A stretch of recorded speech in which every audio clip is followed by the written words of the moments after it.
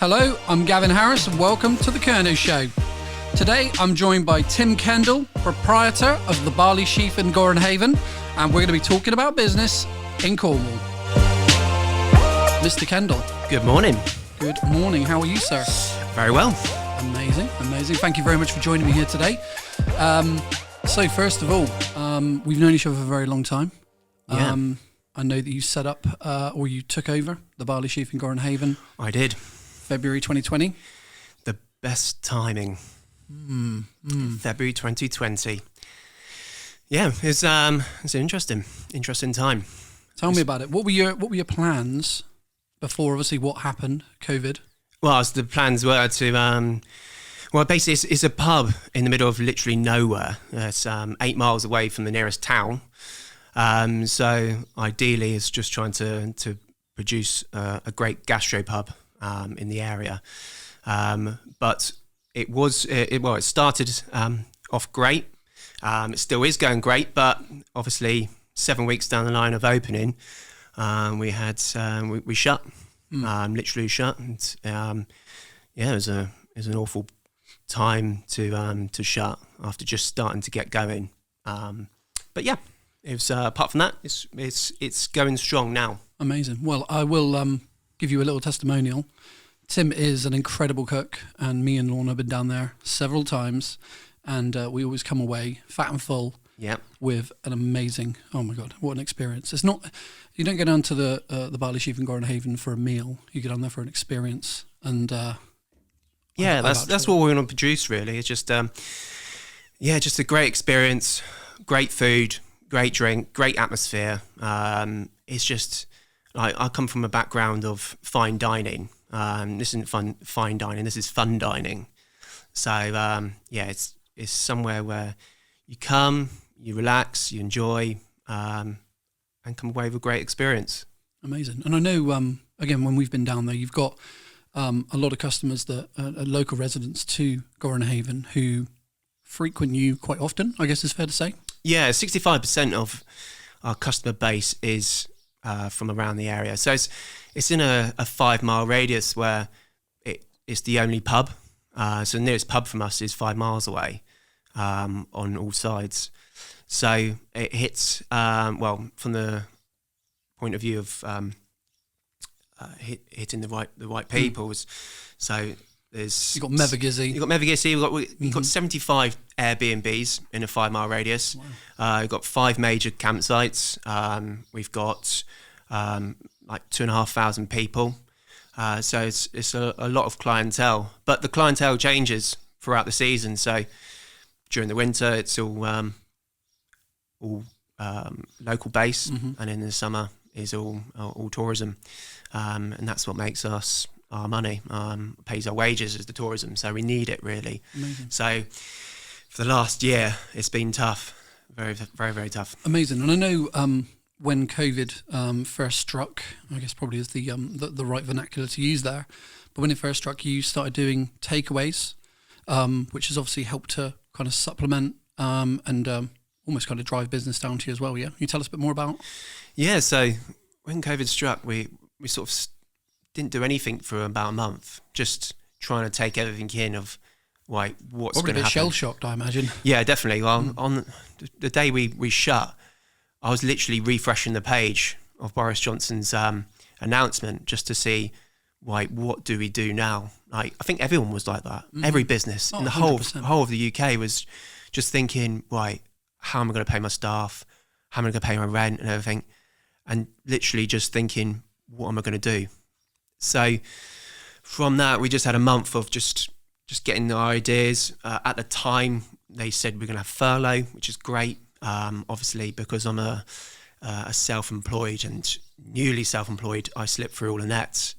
So I didn't get furlough. I didn't get any of the self-employment grants or anything. So it's just literally, we need to pay rent, we need to pay all the bills and everything, because no one was stopping, especially licenses, electric, and everything like that. So we just thought we didn't want to do it, but we had to, and that's just do takeaways. And it's what people wanted at the time. Yeah. It's just to have burgers, fish and chips, barbecue food, comfort food. Oh my God, that barbecue food. Oh my God.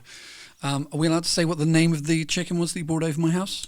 Oh, it's the BFC, the Barley Fried Chicken. Barley Fried Chicken. And if you haven't tried it, oh my God, you got to try it. Yeah, it's good. I actually enjoy it. So I don't normally like my own food. Don't say that, Tim. Don't say that. I do. Well, the problem is because I'm tasting all the time and all day. It's just I don't really want to sit down and eat a whole meal. So, on that sense, I know it tastes good, but yeah, it's just trying to get everyone else to taste it. That's the main thing. I'm with you. And again, a second testimonial from me, because you see on the camera, I do like my food and I do enjoy it. But yeah, your food is incredible. So that's really, really, interesting to hear. And at a time when you hear about lots of restaurants all across the country closing, across the country, let's be honest, across the world closing down. Yeah. I know that you guys have obviously been very, very busy, and whenever you do open, I know you've got big plans for the future. It might be worth us maybe, getting you back on here again at some point when that's coming to fruition. We won't give a little teaser there. Yeah, definitely. It's at the moment, it's just, it's just really survival currently, because we've been shut down 3 times as a business. It's just the waste is mental, absolutely mental, and someone's got to pay for it. Mm-hmm. So at the moment, what we're trying to do is just literally survive, and trying to do forecasting and everything for 2021 to 2022 is just literally finger in the air, finger in the air and going, yeah, we're going to make this, we're going to make that. But obviously everyone's doing staycations now. So last summer was just crazy busy. Mm-hmm. So I'm expecting that this year is going to be exactly the same. And a lot of people I've spoken to through the industry, that they're pretty much, some of them are fully booked until December. So it just shows how much people want to get away and just actually spend some money. Even though a lot of people haven't got it, there is people still making money now and they can't spend it. So obviously they want to spend it when it comes down in the summer. Well, Tim, I mean, and that's a lovely little segue actually, because again, I know you've been keeping yourself really, really busy, and I know you've done a lot of charity work, and I know you've been doing cooking meals for the NHS, which are, again, absolutely commendable, and at a time obviously where you're struggling yourself and your business is obviously struggling with the lockdown, the upcoming lockdowns that we knew were inbound, but we didn't know when, where, how, when, what support we were going to be getting. Mm-hmm. What inspired you to start helping? So my old head chef Guy Owen, he took over a property over in Rock called Sonena Dock Hotel, and he set up a charity called Food for Heroes. So it's basically cooking for the NHS all across the county, and doing up to 350 meals a day. So we all volunteered. There's about 5 different restaurants who volunteered to do it daily. So there's just me and my sous chef Andy, who we went over there on a Thursday and then cooked about 350 meals in about 8 hours. Wow, that's incredible. And I know, again, it wouldn't have been mashed potato and an old sausage. No, you would have done. No, there was high quality stuff. Yeah, because of all the suppliers and everything, they still needed to supply, because a lot of people you haven't really heard in the news, but suppliers haven't actually had any grants or support at all. Oh, wow. So all these fishmongers and butchers and just general food suppliers, had nothing. So they needed to supply, obviously to pay their wages and their bills. So we got sort of a good price, and in that way, we got to feed the world. Amazing. Reminds me of the story of I want to say Moses or Jesus and the fish and the loaves. I don't know. I'm not a big Bible reader, if I'm honest with you. Moses and the fishes, maybe. Yeah, feeding the 5,000. Feeding the 5,000. Yeah. Well, the thing is, nowadays you have a lot of disease and celiac disease and everything, and vegan, so it probably wouldn't work now. Probably not. Yeah, pescatarians. Yeah. So again, man, that's really, really good to hear, because businesses in Cornwall, and again, I've only been in business, for 11 months, mm-hmm. And just hearing the way that you and Guy, obviously, effectively not competitors. Obviously, you work together and you're friends. No. But you know, people in the same industry working together is just absolutely incredible. Yeah. And helping, you know, the NHS, Trelisk. Was it Trelisk you were prominent? Yeah, Trelisk, Bude, Launceston, Bodmin, Hale, all of them really. Every single nurse we tried to give them something anyway. Some sustenance, yeah. Amazing. But it's just like going back to when you said competitor, like with regards to at the moment with COVID, I don't think there is any competitors at the moment. We all want to succeed, and we don't want any business to fail. Like no one wants any business to fail. So we're always trying to pick everyone up. Doesn't matter what industry you're in. You want to do the best and see people succeed and get through this, because so many lives have been destroyed from a business point of view. Everything they've worked their whole life and their asses off for it, and all of a sudden it's just cut short. So everyone wants to try and get business for everyone at the moment. Agreed. So yeah, it's just with that's why we've all sort of come together. Banded together. Well, me and you, obviously, you know, we'll have our chats on the phone. Yeah. We have our little, you know, weekly, fortnightly, monthly meetings. Tell each other what's going on. So yeah, it's 100%, completely different industries, of course. But yeah.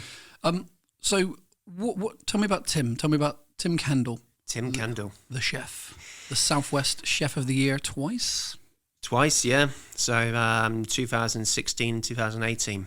So it was a competition, fighting it out through 12 competitors down to 4. Like a gladiator match. Like a gladiator match, yeah, of who can produce the best dishes with the ingredients in front of them.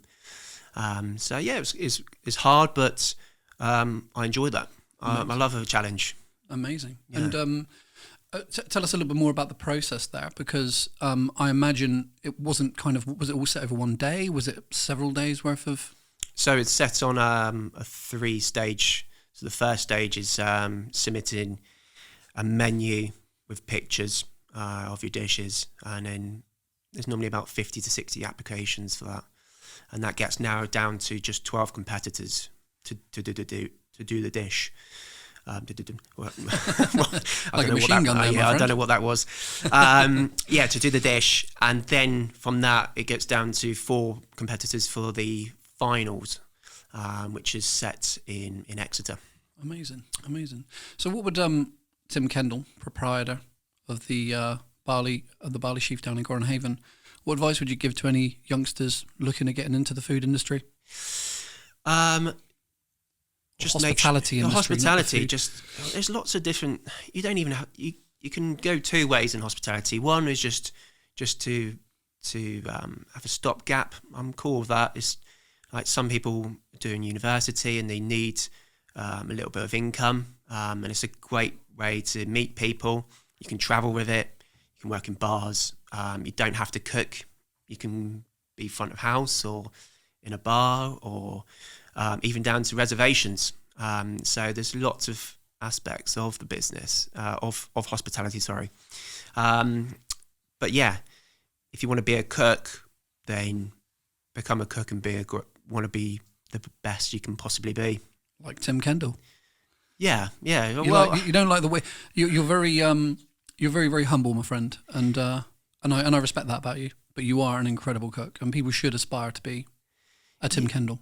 Yeah, it's you'll be humble, because I don't want to be arrogant at all. I'm the best I can possibly be.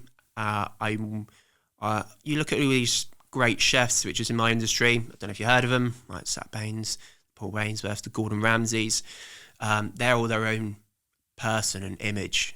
You just got to be your own. You've got to be your own person. I'm Tim Kendall. I know my limits. I know what I can. My capabilities are as a chef, as a businessman, as a person.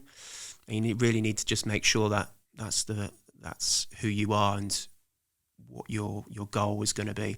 I always have, ever since I've becoming 16, I've had a 5-year goal for everything: life, business, what I want to do, and career-wise.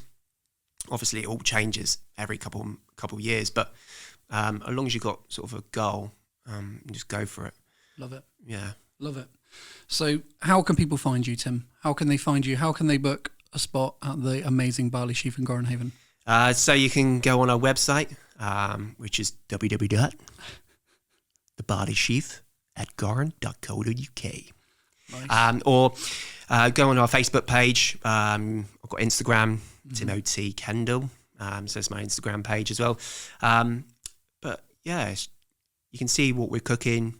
It's not pretentious. It's just great food, great ingredients, Great atmosphere. great atmosphere. And that's what you go for. That's what you pay for. Of course we do. Yeah, like when you go out and eat, you want to, whatever you're paying for, it's like £15, £10, or going up to £50 per person. You want to, before you go, you want to know what experience you want out of that.